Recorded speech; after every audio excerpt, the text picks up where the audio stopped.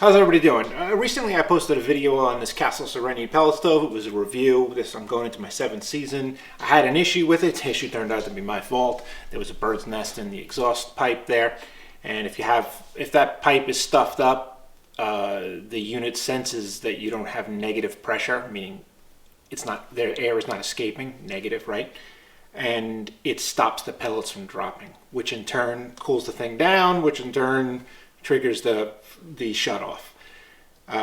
So I fixed that and we were good. We were good for a little bit actually, and then I got another issue. Now, it's shutting down again, but it's not shutting down like it was before. As I mentioned, the no negative pressure triggers the pellets to stop dropping. That's what it does. The auger stops.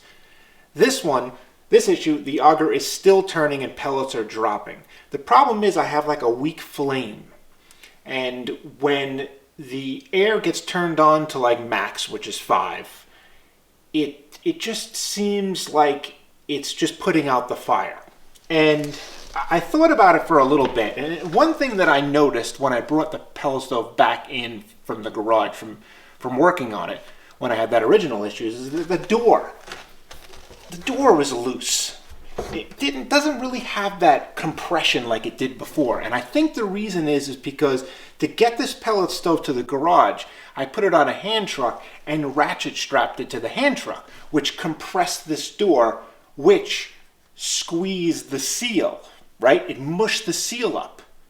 So I said to myself, okay, if the door is not making a seal, right, it could create a problem with the flame. It's just that the box is not heating up and it doesn't have the right airflow, which means that the flame is not going to be big enough. That's what I'm thinking.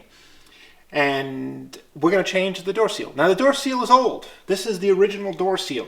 So it makes sense to me. We're going to try it out and we're going to see if this solves the problem. Changing the door seal, very simple. You need a 3/4 door seal. I'll link to this one in the description. This is 7 feet long, so it's good enough to change 2 probably.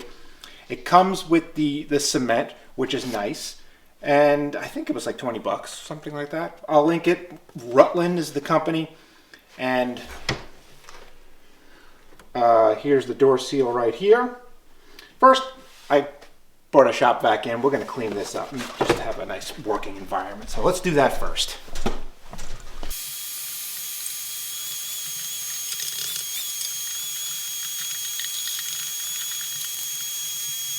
You can take this door off. It's a little bit easier to work on it when you take the door off, but I'm a trained professional here. So, screwdriver, I brought in a pick set. I don't think you'll need a pick set, but I brought it in just in case.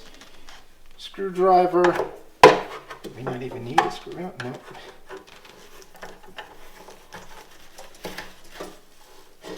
It's gonna be fun to scrape out all this adhesive.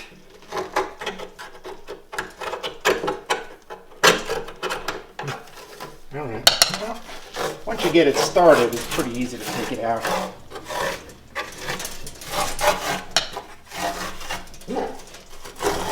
Alright, don't start barking on me here. Shh.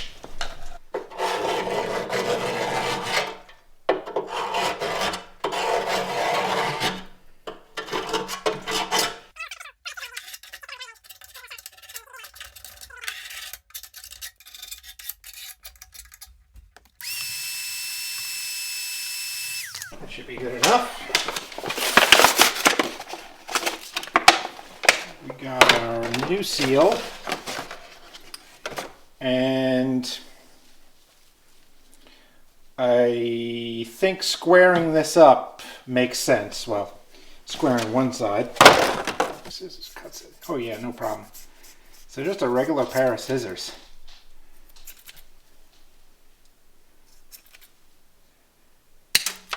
Okay. And then all we're going to do is just squeeze it in here.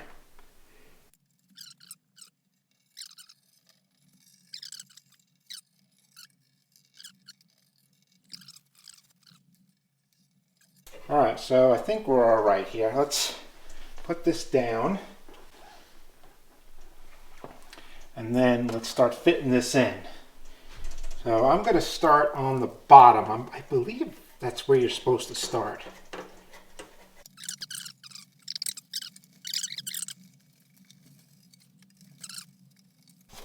Okay, so now I'm just going to go a hair further than the seam. Cut it, and then going to get a whole bunch in here.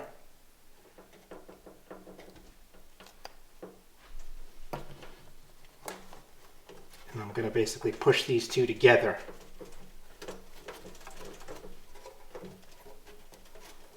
Alright, so now let's close it. Let me see how. Definitely feels a lot tighter. Alright, let me make sure we're clean here.